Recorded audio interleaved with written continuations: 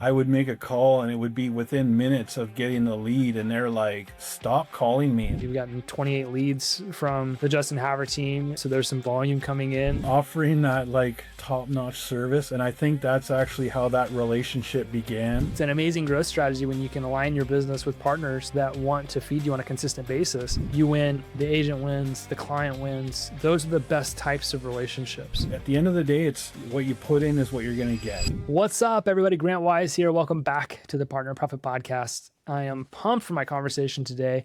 I've got Aaron Wuthrich out of Calgary, Alberta in Canada with Absolute Moving and Delivery, and pumped to have a conversation today about how do we turn our relationships into revenue. Aaron, man, thanks for spending some time with me. Yeah, pleasure. Thank you for inviting me. Of course. So give everybody that is listening to this that maybe doesn't know much about you, just give a little bit of the brief backstory. How did you get to where you are today? A brief backstory, yeah. So was always kind of like a worker bee for many different companies, saw kind of like some pain points. I became a contractor, again, seeing kind of more like operational things, working on my own with a contractor. You know, you're given like a chunk of the money that someone that's managing is already taken from. So you're kind of forced to cut corners just in like labor, materials, and whatnot.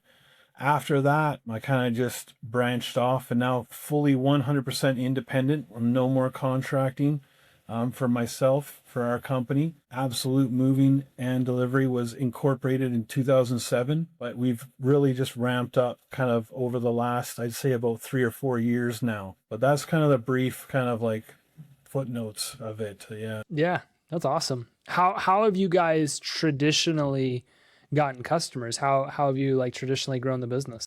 So it was always just starting way back. I think Absolute was kind of built off of maybe a model of like the Yellow Pages. It was so long ago, but it's always been, you know, just off of the internet. Word of mouth, of course, helps. With today's society, though, trying to have like a good Google rating, I knew that was very important right out of the hop, you know, especially on those first starting days. We really put a lot of energy into making sure that clients were super happy, getting that, you know, that Google 5-star rating, starting to put money into like other, you know, advertisement platforms and Yelp and Google and Facebook, Meta, all of those, you know, were kind of like our beginning. When you look at growing the business, you know, you go back to like word of mouth and some of those things that you guys are doing. Obviously, I know you guys are partnered with Justin Haver, one of the top real estate teams in Calgary. How do you kind of develop those relationships and partnerships so that you kind of can turn that feed of, you know, customers on? Yeah, so consistency, you know, offering that like trying to offer that top-notch service, and I think that's actually how that relationship began. They kind of found us a brief call with one of their associates there, Caitlin. I think she just kind of searched us up, and I went in for an interview and then just built that. And then, you know, making sure that there's like certain, you're aware of certain customers needing that extra kind of white glove service or like that extra care, extra follow-ups throughout the day. And then just, you know, coming back with like referral kind of programs and whatnot, right? So that always helps. When you're looking to develop relationships, and it sounds like, you know, obviously it's a little bit newer, you know, Caitlin hit you up and you guys have been developing this relationship, but when you kind of look at it now, having been at it for a little bit, what do you think it takes to kind of make a successful business relationship like that when two companies are referring business? What in your mind, you know, makes that kind of thing successful? Because I can look at the numbers and see like you guys are doing well. You've gotten 28 leads from the Justin Haver team, you know, so there's some volume coming in. The numbers look good. What does that stuff look like for you? How do you kind of make a successful partnership like that from a business standpoint? So I think always showing up is one thing, and I'm always going to the weekly meetings. I'm making sure, you know, you kind of trying to be more well known. At the end of the day, you know, it's not really again who's the best, but it being like on like the tip of somebody's tongue. So, you Yeah. know, creating those that relationship through social media as well. I've kind of excelled in that, with following up with realtors on just like adding and kind of just being social, I guess. Yeah. That makes a lot of sense. How do you think that growing a business through relationships compares to some of the other things that are out there? I know you said that, the internet has been really good to you guys, but when you go to look at like maybe buying leads from other types of services, how do you think that partnerships, with people like Justin, how do you think that compares? So we did try that purchasing leads in comparison to like a lead that may be coming from a trusted source like Hmm. Justin and his team. It's night and day difference. In certain platforms, you're going to be competing against an unknown number of other people. I remember Yeah. early on, there was I would make a call and it would be within minutes of getting the lead, and they're like, "Stop calling me." Like I've had 10 phone calls. I'll never So forget when I was like first getting into business for myself. I was 19 and I took over I bought my dad's gutter installation company from him. And I got cold called by Home Advisor, and they were like, you can start buying leads and all this stuff. And so eventually I agreed. And I'll never forget the first time I got a lead. I paid like way more money than I had to spend on leads.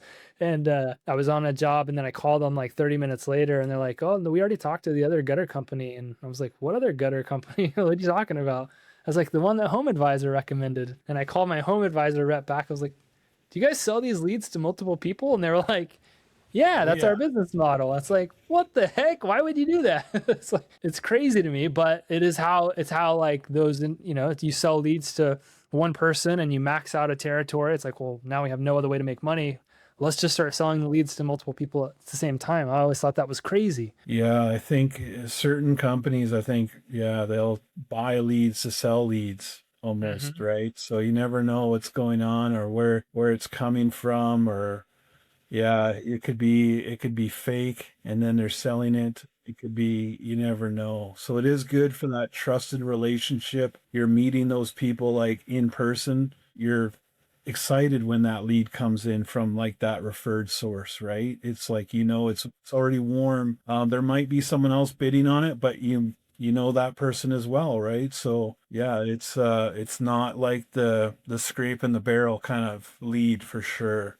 In order to keep successful business partnerships like you've got, what are some of the things that you think you've got to do on the home service side? Obviously, taking care of the customer, but what do you believe are some of the most important things that a home service provider should do in partnership with people in real estate to keep the lead flow coming? Yeah, so again, right back to that kind of like knowing, which teams to put on to those, maybe that client that's actually providing work throughout the year. It's a relationship. It's not like a client that maybe comes in, and I've had clients come in through Google and then they'll come back, through another avenue, and I'm like, I've already talked to you. They're speed dialing, 1,000 different companies or whatever they're doing, and all power to them. Like I get it. That's the nature of the beast for the internet. You can call 15 companies by just a swipe of your phone. And yeah, no, recognizing that you have a relationship with somebody and making sure that you're handling that, like again, with the follow up, the pre-move confirmations, all that communication is really what kind of keeps that engine running, right? So Hmm. So good. What would you say to moving companies out there that maybe they're thinking like, okay, this sounds interesting, partnering with real estate professionals or other, business types of professionals to get lead volume coming in? What would you say are like things they should do, shouldn't do? yeah, so should do is like being present for sure. Like creating that relationship. I could see how somebody might focus once they're in the door, they might focus on other avenues. I think at the end of the day, it's what you put in is what you're going to get with anything. That's going to be it. That's the should do for sure. And shouldn't do, maybe take stuff for granted. And maybe, if you're getting work through a realtor and then you think, okay, I can put like not like an A team, I can put like a C team on it or something like that, you're going to lose all of Yeah. that work that can be coming up by just one bad move, or you're going to be playing kind of catch up. That's really it, is making sure that those relationships are like a higher volume should be handled, properly. That's going to be the 100% you shouldn't do is maybe take that relationship for granted.